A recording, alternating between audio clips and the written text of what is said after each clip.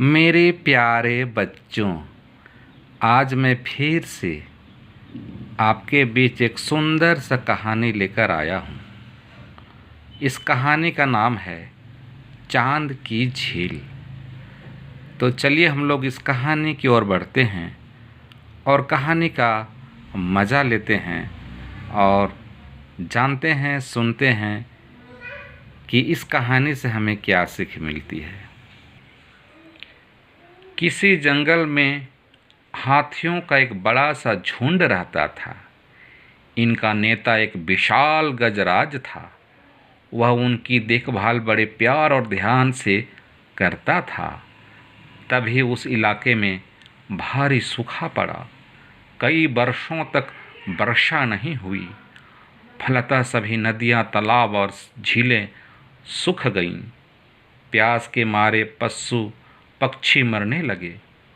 पानी की तलाश में इन हाथियों का भी बुरा हाल था।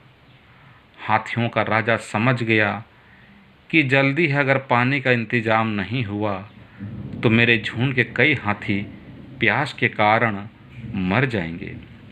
उसे जितनी जल्दी हो सके पानी का कोई स्रोत ढूंढना था। उसने अपने हाथियों को सभी दिशाओं में जाकर पानी की खोज करने का आदेश दिया। उनमें से एक ने दूर के किसी जंगल में जल से भरी हुई झील देखी। गजराज बहुत खुश हुआ। उसने सभी हाथियों को उस झील की तरफ चलने का हुक्म दिया। यह एक सुंदर सी झील थी। उसके पास ही खरगोशों की बस्ती थी।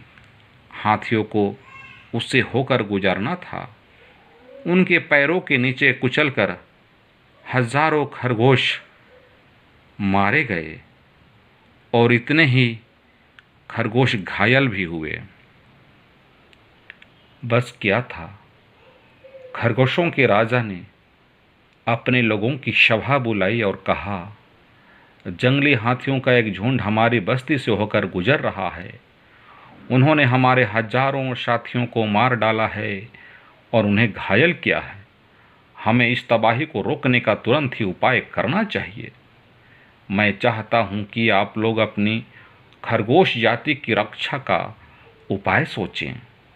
एक छोटा सा खरगोश उठकर खड़ा हुआ और बोला, महाराज, यदि आप गजराज के पास मुझे अपना दूत बनाकर भेजे तो मैं इस समस्या का कोई हल तलाशने में सफल हो सकता हूँ। यह सुझाव हर तरह से ठीक है, खरगोशों के राजा ने कहा। अपने राजा की सहमति पाकर वह छोटा खरगोश तेजी से चला। उसने देखा कि हाथियों का एक झुंड अपने राजा की अगुवाई में झील से वापस आ रहा है। वह एक ऊंची सी चट्टान पर चढ़ गया और बोला, हे हाथियों के राजा, मेरी बात सुनिए। मैं चंद्रमा का दूत हूँ। चंद्रदेव ने मुझे आपको यह बताने के लिए भेजा है कि आप अपने झुंड को मेरी झील तक ले आए हैं और उसके पवित्र जल को गंदा कर रहे हैं।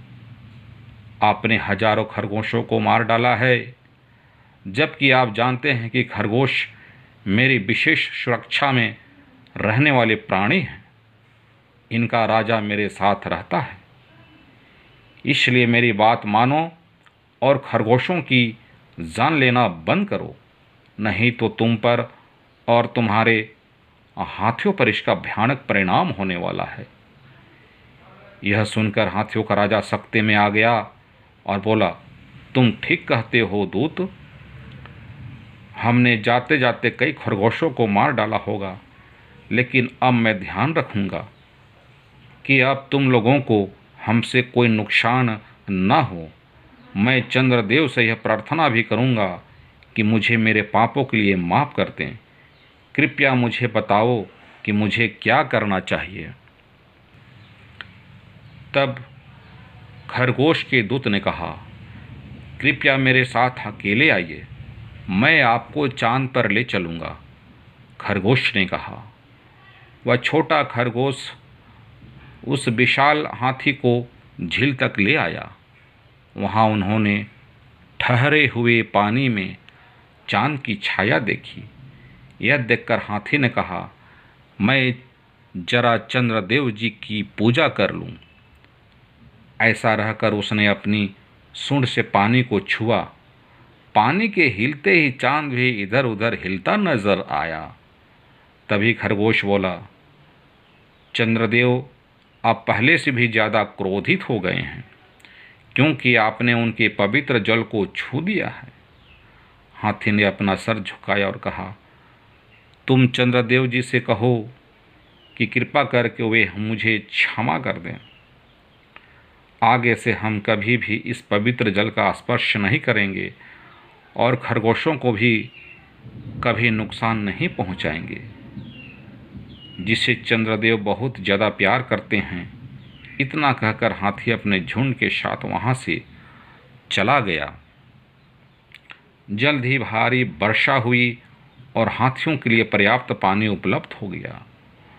उन्हें कभी यह पता ही नहीं चला कि उस छोटे से खरगोश ने उन्हें कैसे मूर्ख बनाया था।